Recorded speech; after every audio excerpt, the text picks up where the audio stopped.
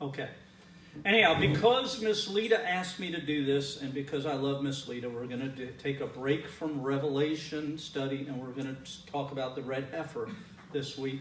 A couple of weeks ago, she read ahead, and she came in, she said, Rabbi, tell me about the Red Heifer. And I said, well, that's not till next week. So I put her off, and then this week, we had the Hillels here. And didn't they do a tremendous job? Yes. And those that weren't here for the Sunday seminar, the whole seminar was videotaped, and if it isn't already on the website, it will be on the website.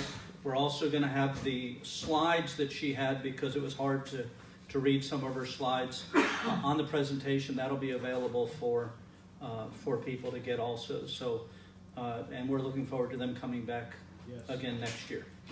So, the Red Heifer, this Parsha, which starts with Numbers 19, verse 1, is one of my favorite Parshas, and I'm not saying that because I say it every week. It really is one of the most significant Parashot for believers, because it not only deals with the death, burial, and resurrection of Messiah, it deals with who Messiah is, it deals with our relationship with Him, it deals with our cleansing from sin and our redemption through Him. And then as we get later in the Parsha, which I don't know that we'll get all the way through it, this Parsha gives us the history of Israel through each of their, the calling of Israel, the redemption of Israel from Egypt, the giving of the Torah, the violation of the Torah, the restoration of Israel through Messiah, and ultimately the return of Messiah and coming to what many call the millennial, or the time of Messiah's ruling. I don't know if I'm going to get to all of that part tonight, but we are going to probably try to get through the Red Heifer part tonight, because that's the part Miss Lita wanted so bad anyhow. So, with that said, Numbers 19:1, Adonai spoke to Moses and Aaron, saying, this is the statute of the Torah which Adonai commanded, saying, speak to Bnei Israel, that they bring to you a flawless red heifer, on which there is no blemish, on which has never been a yoke, and give her to Eleazar the Cohen. He will take her outside the camp and slaughter her in his presence. Then Eleazar the Cohen is to take some of the blood on his finger and sprinkle it 7 times toward the front of the tent of meeting. Now, as we dig into the text, the first question that we come to, and this is a question that Miss Lita asked, is why is it a heifer? All the other sacrifices that we read about are the male. Why is this a female? Why is it significant? Why is that important? And the reason is that the heifer is a symbol or a type of Israel. And Israel is spoken of almost always in the context of the female. Now, I'm going to explain how that all fits together as we go along, but just understand the reason that it's a her is because the heifer represents the nation Israel. Okay? And then Yeshua becomes part of that when he becomes born within the humanity of Israel.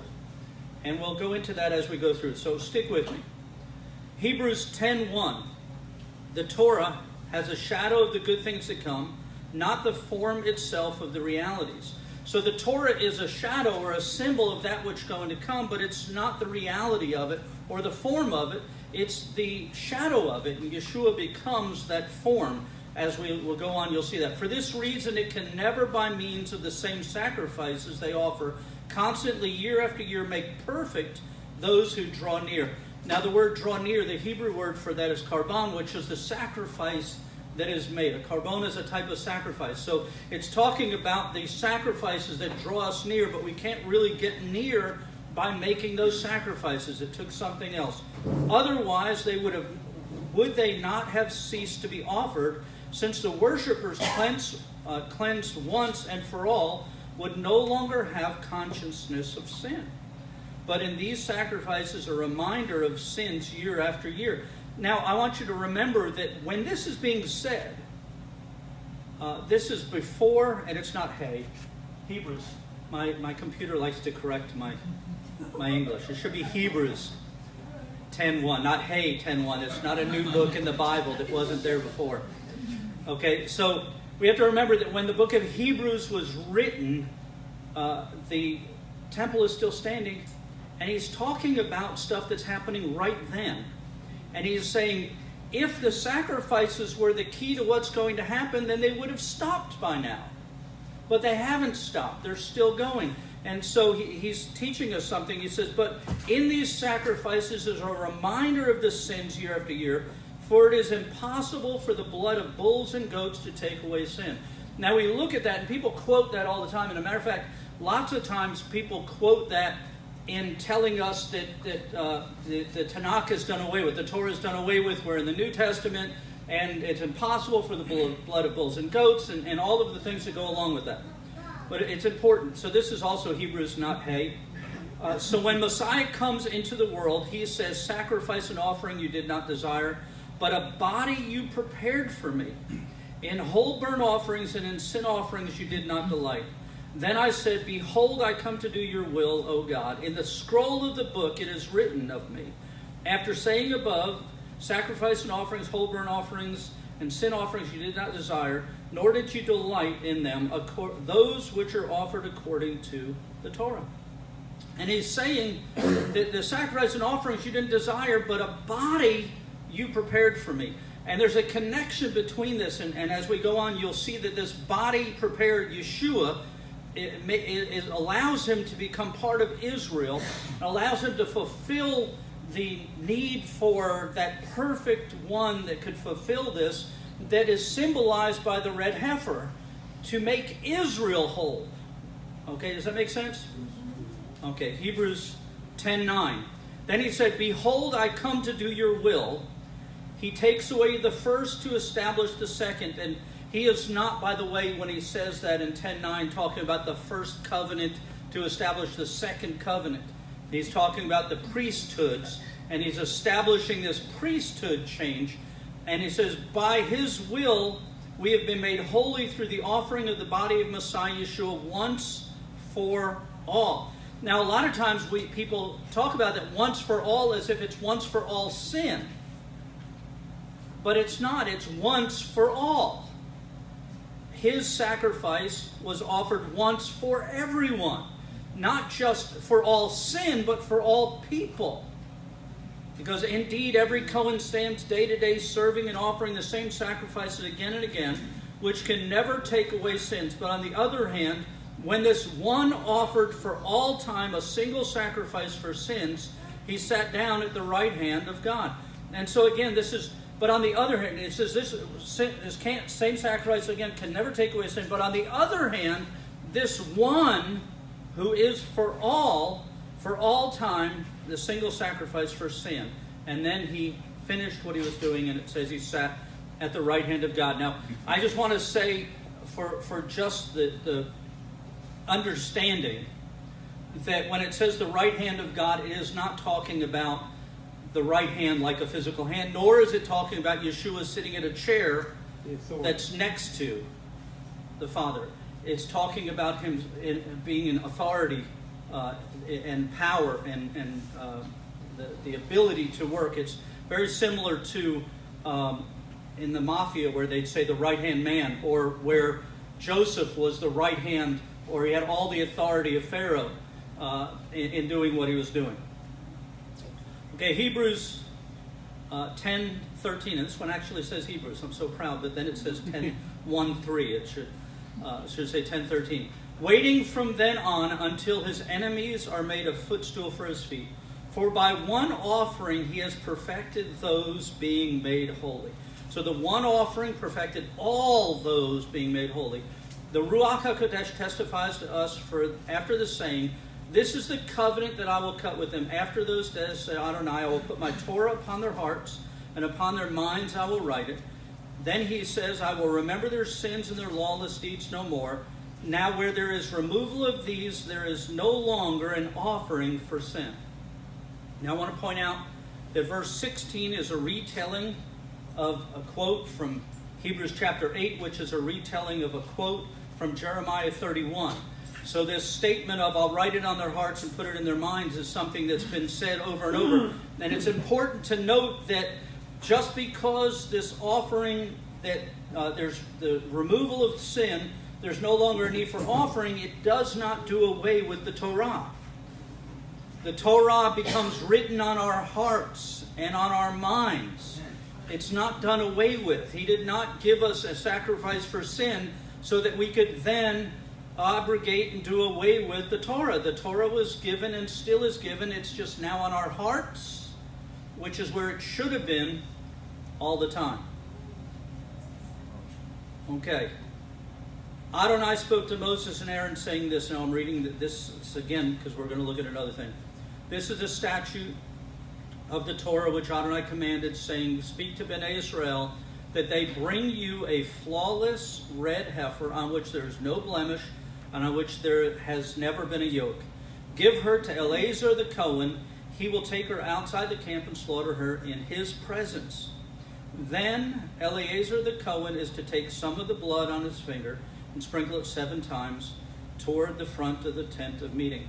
So Aaron and Moses are speaking this, and Eleazar is supposed to take this heifer out of the camp. And what's interesting is Eleazar means God has helped. And Eleazar is the son. You know, there's Aaron. Eleazar is his son. Aaron does not make this sacrifice. Even though Aaron was the high priest, even though Aaron was the one, it was the son that made the sacrifice. And what we see here is that Yeshua is both the sacrifice and the priest, and that only he could do that.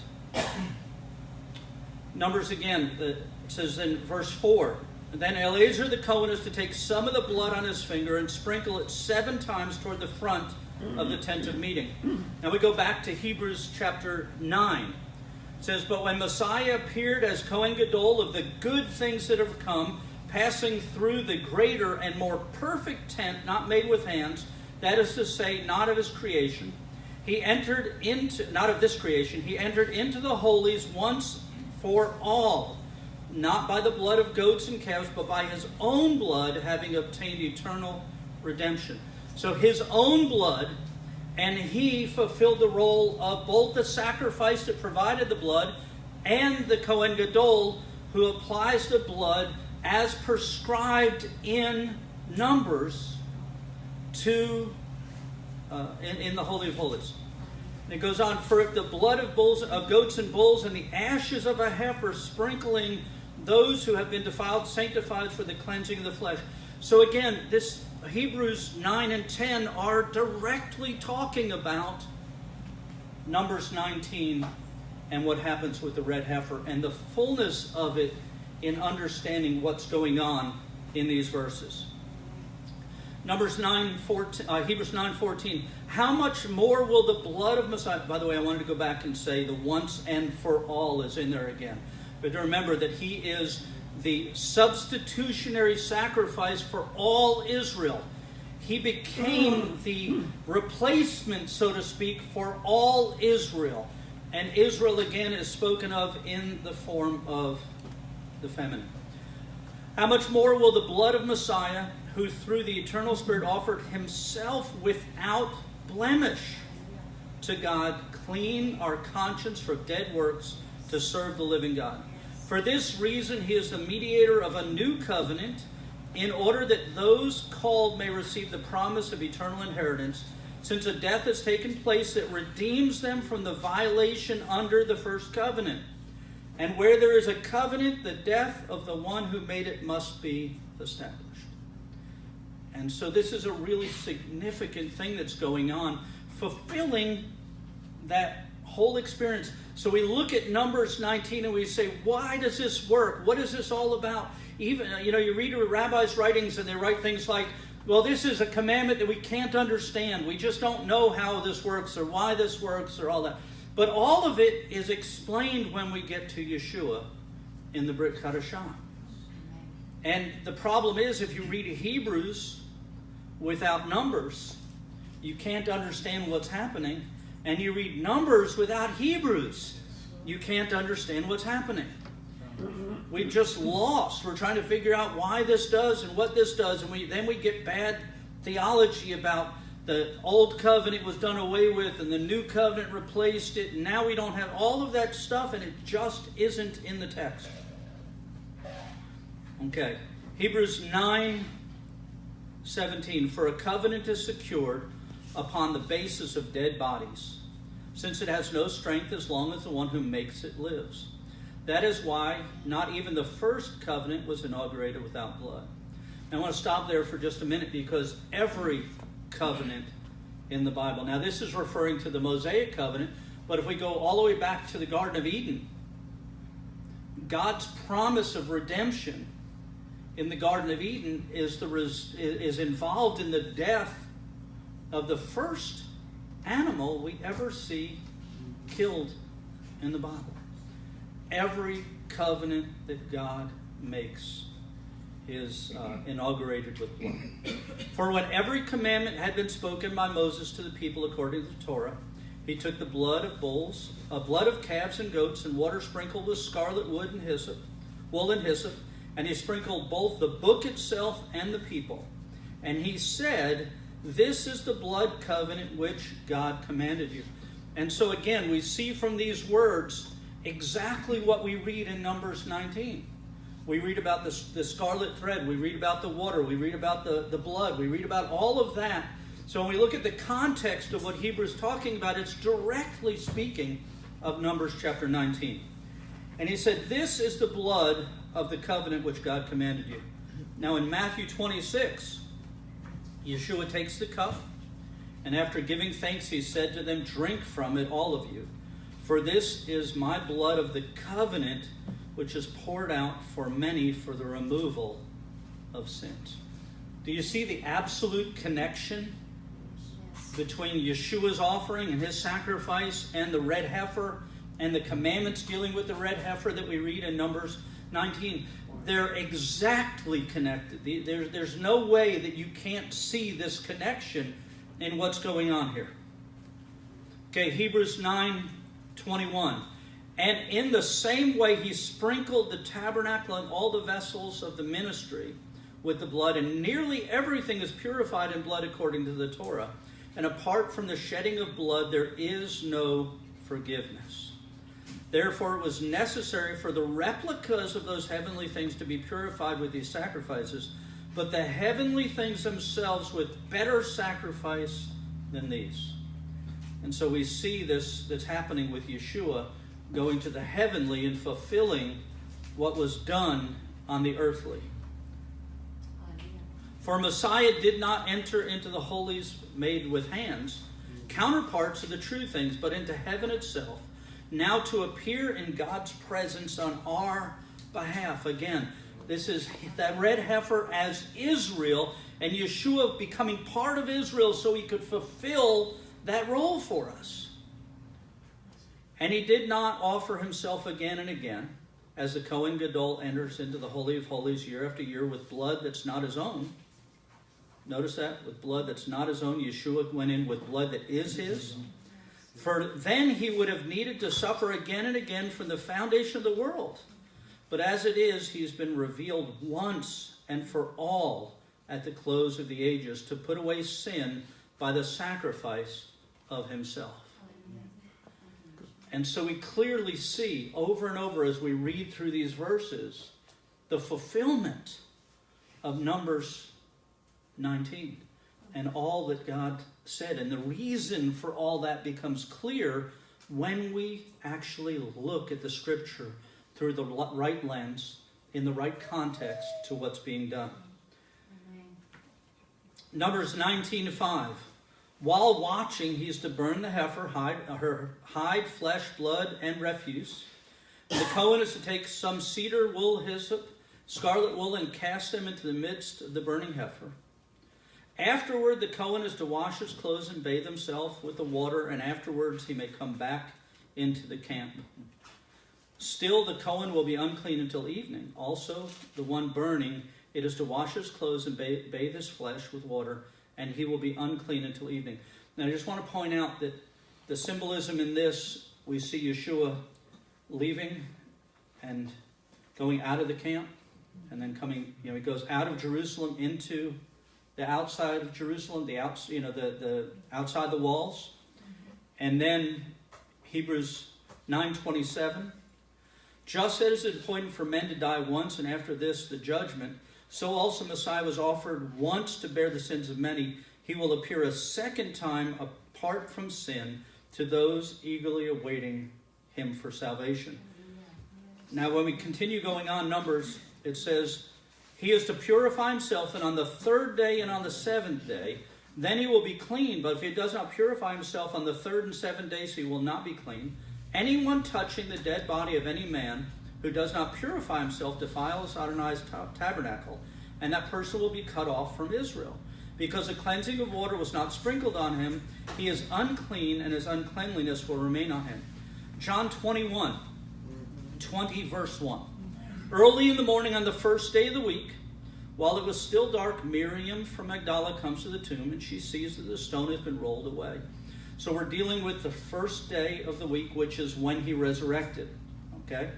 Then John 20:17, I only put that in there so you knew the day we're talking about. 20:17, Yeshua says to her, stop clinging for me, for I have not yet gone up to the Father. What day is this? First fruits. Sunday. First fruits. It's the third day. Oh, the third day, yeah. This is the third day. Yes. The third day and the seventh day. The third day and the seventh day. This is the third day. And he says, you can't touch me because I've not yet been cleansed. He had to be cleansed on the third day. Right? John 20:24. One of the 12, Thomas, called the twin, was not with them when Yeshua came. And that's earlier in the verse. I didn't want to read all of them. The other disciples were saying to him, we've seen the Lord. But he replied to them, unless I see the nail prints on his hand and put my finger into the mark of the nails, put my hand at his side, I will never believe.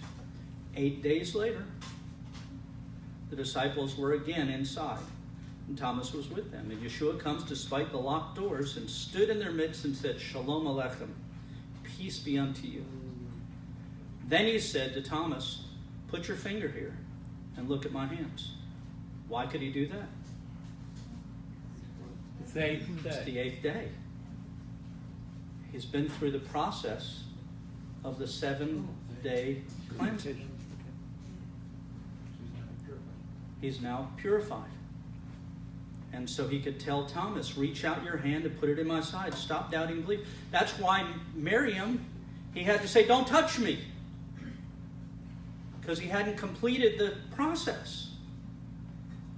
But Thomas, this is 8 days later, they've gone through the 7 days. And now it's the 8th day. And he says, now you can touch me. You said it was the third and the seventh day? Yeah, that's what the scripture, I'll show you. Well, yeah, I know, but what The third day is the resurrection. Okay. The 7th day is after, the 8th day is after the 7th day. Right. From there. So it's the fulfillment of Numbers. Okay, this is when Thomas says, my Lord and my God. This statement is powerful when we understand the concept of the Lord is my help. God is my help. Eliezer, God is my help. The Son fulfilling the role of priest for the Father, so that the people would be cleansed from their sin once and for all. One sacrifice that did everything for all people. When you look at it and you understand what's really being said in here, it's really a shame that the church doesn't read this in context to see how powerful what God did through His Word. Numbers 19 is prophetic of what would come. And when it was given, they're going, well, how does this work? Or why does this work? Or how does this water and this and the blood and the water, how does that work? And then we see the spear in the side and blood and water flow.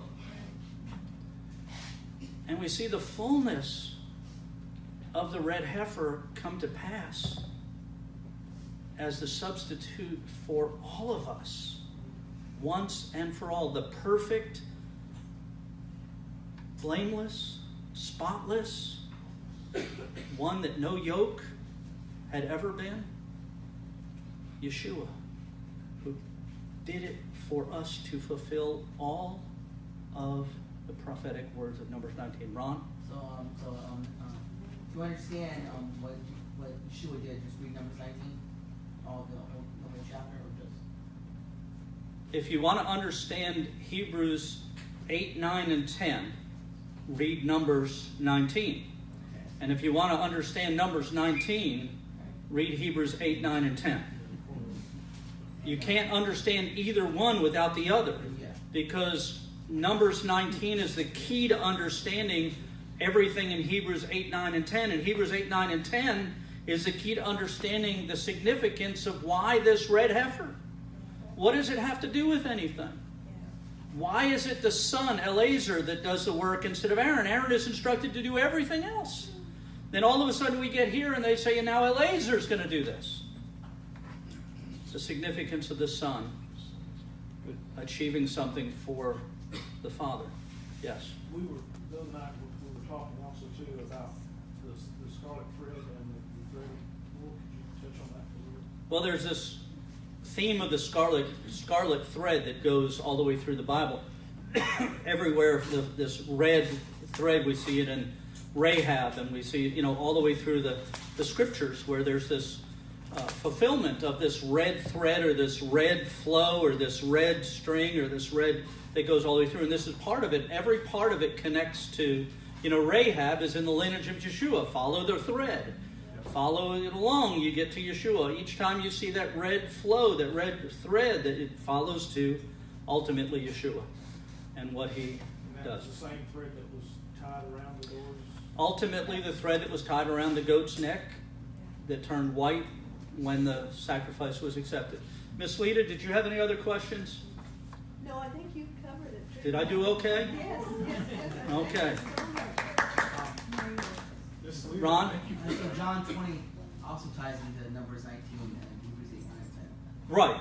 Gotcha. Yeah, John, the whole, if you look at, in order to understand Numbers 19, you have to look at the Gospels that show the crucifixion and everything dealing with that. Gotcha. You have to look at Hebrews 8, 9, and 10. If you look at those verses, you'll understand the fullness of what happened with the red heifer and why that comes. All of a sudden we get to Numbers 19, and there's this new ritual with the red heifer and all the things that you do, and the thread and the hyssop and all that, and the connection of the hyssop to the Passover, the blood on the doorpost and the doorposts of our hearts and all that. It ties so neatly together in this nice little bow if you actually read the scriptures to find out what they're about and what it means. So, any other questions? Yes. Okay, so the sin offering is not done away with, so to speak, but it's fulfilled, so we don't have to do that anymore because Yeshua was a sin offering. The red heifer offering Okay. is done. Now, that doesn't, they continued making sin offerings. Even after Yeshua's death, Paul goes to the temple and makes the Nazirite vow offering, which is a sin offering. It's the red heifer. It's the Passover. It's this thing that's connected to corporate cleansing that's done away with. Okay, got it. Or fulfilled, not done away with. Better say fulfilled. What word you just said? Corporate. Corporate. In other words, the heifer represented all Israel. So it was his sacrifice covered everybody's sins.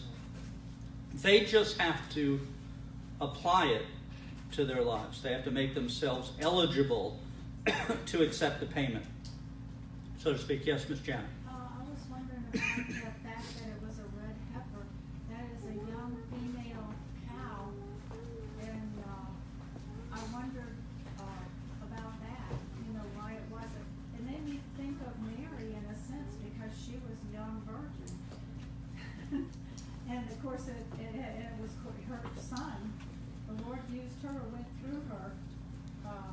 Yeah, I explained that right at the very beginning, that the heifer represents Israel, not Mary or any individual.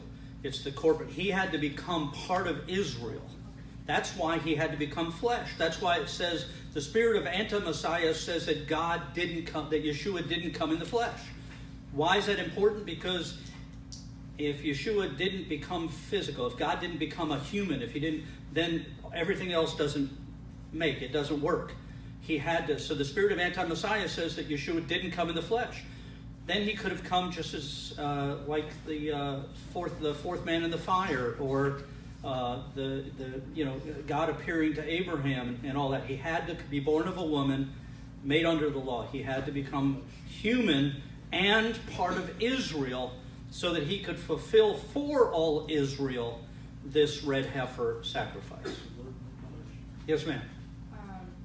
I just want to point out the book that you have us reading, which is excellent, The Copernicus and the Jews. Daniel Gruber points out the bad translations that are in some of the versions that say this is a will in Hebrews 9:16, where a will has been Right. means the death of someone. That is not at all what's being said. It is not God who dies as the one who initiates the covenant, nor is it Israel who dies. Yeshua is being that blood sacrifice Right. that confirms the covenant. He is Exactly. the piece of flesh. Right, the that blood every is other the offering that makes Exactly. the thing. Yes. Yes. That's why it was so important that he was the offering and the offerer. Yes. Because the only way it could be perfect offering if he was both the sacrifice and the offerer of the sacrifice, or the priest. Anybody else would not have been perfect as a priest, wouldn't have been perfect as the red heifer. Right, amen.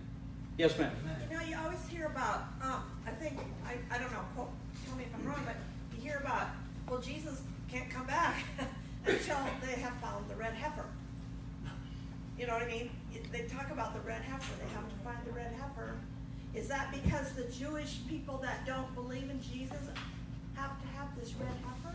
No, the red heifer is only needed to sanctify people for work in the temple, to go into the temple. The truth is that they might need to find a red heifer to do the offering, to get the blood, to get the water, to get the stuff, to do the stuff, to cleanse and sanctify and do all that. Or they could find it in a jar that's been left from temple period, that's sealed up, and have it. You know, I mean, when God's ready for things to happen, we don't need to help orchestrate it or make it happen. It's going to happen, but they could just find a sealed jar that has the water and the ashes and everything in it, and tomorrow they could be sanctifying people with the appropriate ashes and water and mixture. We always think that in order for Scripture to be fulfilled, we have to help. So we have to find a red heifer, and we have to do this, and we have to do that. But you find through the Scripture, most of the time God does things really well all by himself. And every time we get involved, we tend to mess things up. So, just to Yes. confirm, I understand what you just said. They're searching for the red heifer doesn't have anything to do with other people thinking that, even Christians thinking that that's going to trigger something. This is all about them wanting to cleanse so they can go back into the temple. Right. It's all about the temple. That's all it is. Yeah. Yeah, it doesn't. And the thing is, I want them to find the red heifer. I desperately want them to find the red heifer. I just wanted to understand that the red heifer was Yeshua for Israel, and not finding some animal that they can take out and kill so that they can have ashes. Now, that doesn't mean I don't want that to happen if that's God's plan to accomplish them having the ashes to do what has to be done at the temple, because clearly the Scripture says the temple is going to be functioning. They're going to have the priesthood and all that's going to happen.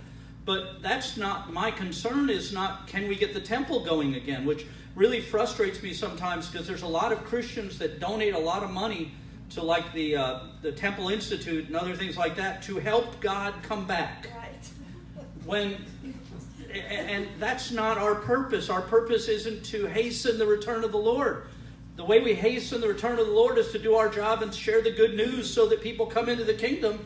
And when all is fulfilled, then he'll come back. But we don't have to help him do that by fulfilling prophecy.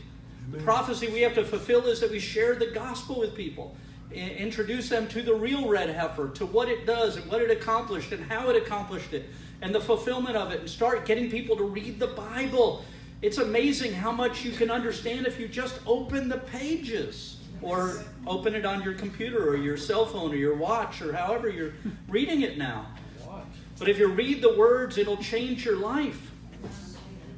And it'll open up your understanding. Yes, Miss Mabel. This, I think, is the first question you've ever... Is there some special symbolism with the heifer being red as opposed to white or brindle? I think it has to do with the blood. That's, I think, the connection of red and red blood, and that in the Bible, that's significant connection. So, yes, sir. There is other people that say that if we accept the Torah and we follow the Torah and we do good deeds, we can accelerate the coming of the Messiah. The answer to that question, can everybody understand what he said? Repeat it. Yeah. I'm going to repeat it. He said there are those that say that if you observe the Torah, if you follow the Torah, and you do good works, good deeds, that you can accelerate the return of Messiah. Now let me say, first of all, I don't believe that in the way that they're saying it, but I absolutely believe it in the way they're not saying it. Because if we observe the Torah, we will go into all the world and preach the gospel to every creature, and we'll live our lives, and people will know us by our love one for another, and we'll take care of the poor, and we'll take care of the homeless, and take care of those in prison, and do all those things. So when we're all doing that, it impacts other people. They come to the Lord, which ultimately brings about the return, because when the fullness of time comes, that'll happen. But just doing, like there's a teaching that says if all of the Jews in the world would keep Shabbat one time together, that Messiah would return.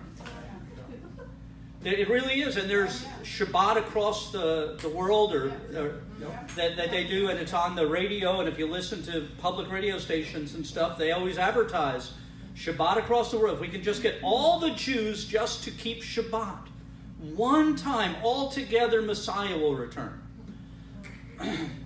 I don't think so. What scripture is that?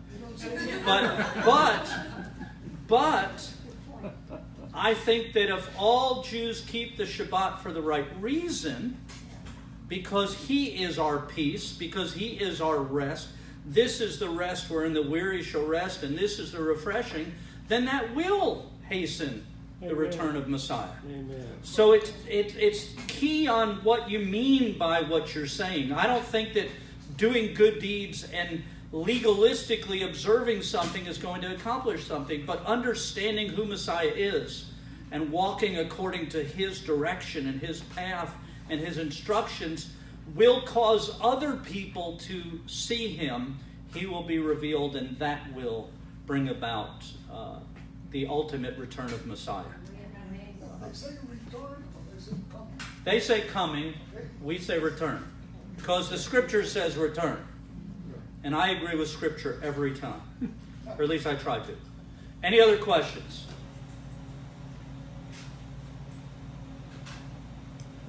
Was this helpful to anybody? Oh yeah, very much. Thank you.